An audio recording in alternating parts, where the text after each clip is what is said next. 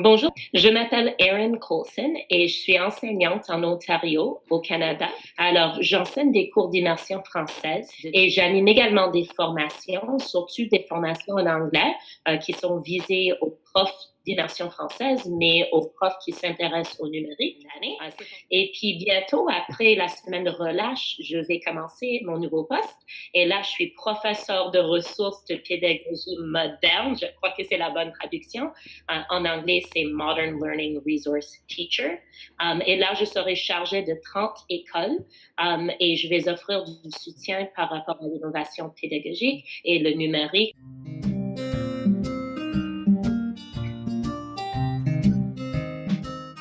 Alors, je dirais que le modèle traditionnel pour beaucoup d'enseignants, c'est de commencer à partir d'un rappel de ce qu'on a fait durant la leçon précédente, avec souvent une vérification des devoirs. Après ça, on va souvent introduire les nouvelles idées à partir d'un élément déclencheur, c'est-à-dire d'une photo, d'un objet, d'une citation, d'une anecdote. Par la suite, on va parler des objectifs et des critères de réussite. Au passé, je dirais qu'on montrerait ça aux élèves plutôt que de consulter les élèves, mais la grille d'évaluation, c'est là pour donner de la motivation. Après ça, c'est l'enchaînement de la leçon avec de nombreuses activités et puis ça se termine par souvent une question de réflexion ou un synthèse, une sorte de exit ticket, comme on dit en anglais, pour vérifier ce que les élèves ont compris.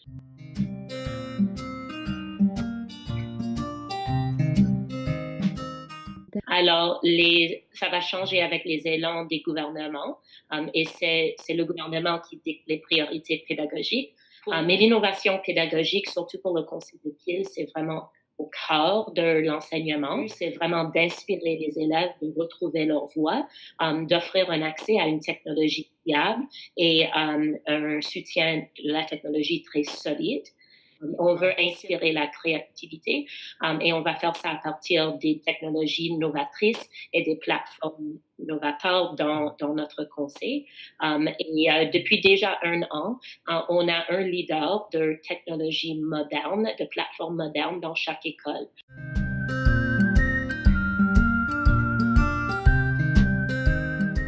C'est un peu cette idée de leçon inversée. C'est les façons d'introduire le contenu, de faire participer les élèves de façon différente pour élargir le monde, que la classe, c'est pas le monde là.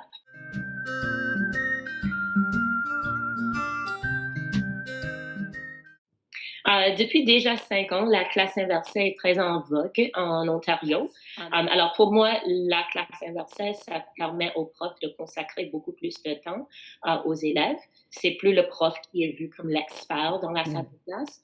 C'est vraiment les élèves qui guident les décisions pédagogiques. Toutes les choses dont ils vont se servir sont disponibles sur des portails institutionnels comme Google Classroom, Blackboard, D2L. Et là, les élèves peuvent accéder aux cours de chez eux. Ils peuvent aussi contacter les profs à partir de la maison, poser des questions.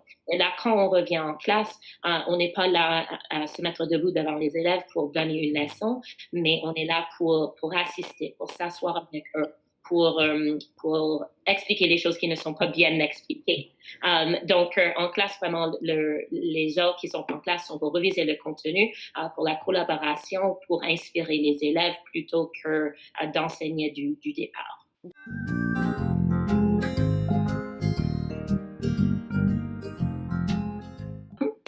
Alors oui, je l'ai déjà pratiqué. Je pratique souvent la classe inversée.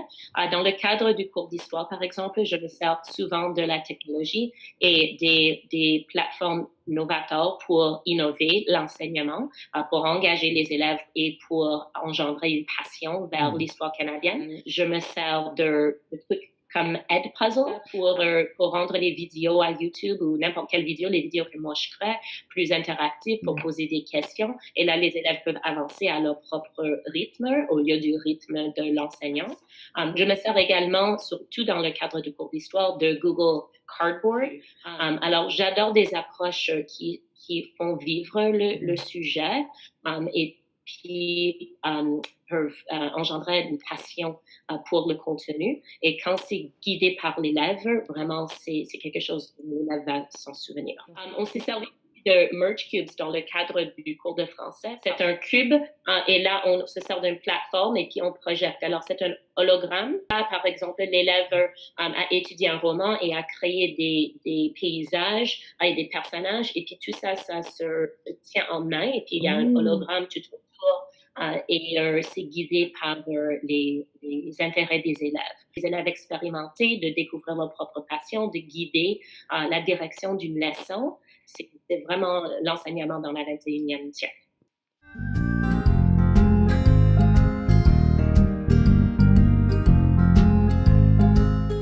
Oui, absolument. C'est vraiment favorisé depuis déjà des années et des années.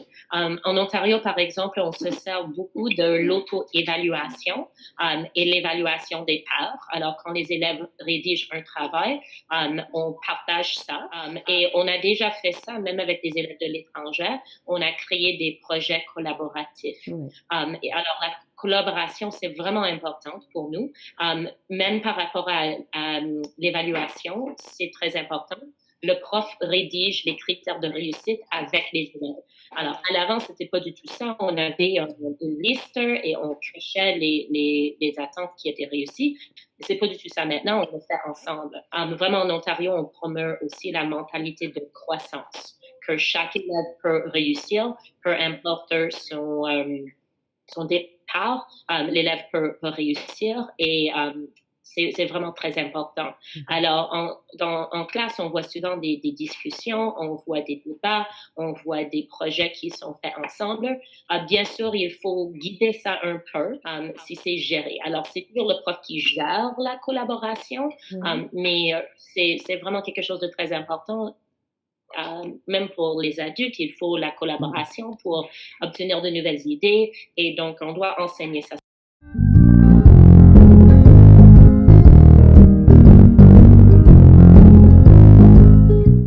Oui, absolument. Alors ici, on penche sur la mentalité de croissance et sur le développement des habiletés d'apprentissage et les habiletés de travail. Et pour les bulletins, on commente les habiletés d'apprentissage, les habiletés de travail. Alors, la fiabilité, l'esprit de collaboration, c'est commenté sur le bulletin, ainsi que l'autorégulation.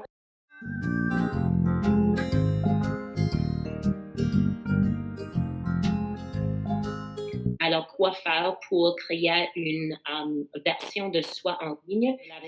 Alors, souvent, les enfants, ils ont des échanges et ils croient que ces échanges sont, vont disparaître, mais c'est pas le cas. Tout ce qu'on fait, ça reste. Alors, il faut apprendre aux élèves comment s'exprimer, comment communiquer et comment de cultiver une présence virtuelle. Que nous créons l'image de soi qu'on veut projeter dans le monde. Alors là, ça fait partie des compétences du 21e siècle, ainsi que cette idée que nous vivons dans un monde, pas dans un pays, pas dans une maison, pas dans une salle, et qu'on peut se connecter avec des personnes et avoir des échanges et grandir par rapport à ces échanges. Alors, et surtout en Amérique du Nord, cette idée de fake news.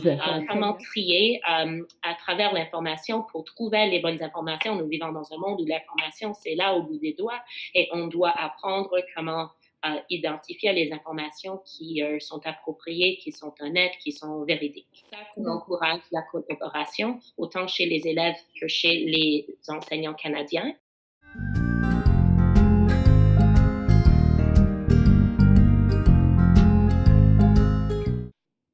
Ça existe en Ontario, mais c'est vraiment pas pratiqué. Nous pratiquons quelque chose qui s'appelle les enquêtes collaboratives. C'est où un groupe d'enseignants vont s'asseoir ensemble, vont passer la journée à identifier un besoin, par exemple, ou un sujet à mieux travailler, et puis ils vont discuter de comment aborder ce sujet, après quoi ils vont retourner dans leur salle de classe, ils vont essayer les idées qu'ils ont discutées le jour avant, ils vont revenir ensemble avec les données.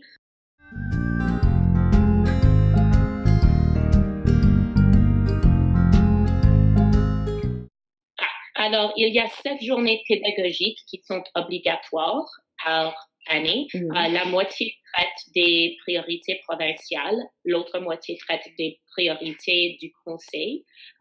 Mais au niveau institutionnel, le conseil offre énormément de formations. Il y a des formations toutes les semaines et ces formations ne sont pas obligatoires. La majorité de ces formations sont captées à 30 profs et puis il y a souvent une liste pour les profs qui s'intéressent et vraiment, je dirais, en un jour, sinon 2 jours, il n'y a plus de place. Alors, ces formations sont très populaires. Et les plus grandes formations, bon, c'est un vendredi et un samedi, mais c'est vendredi que pour les nouveaux profs, les profs débutants. Alors, ce sont seulement eux qui vont sortir de la salle de classe. Et puis, pour les formations que j'anime pour EdTech Team, là, c'est le week-end.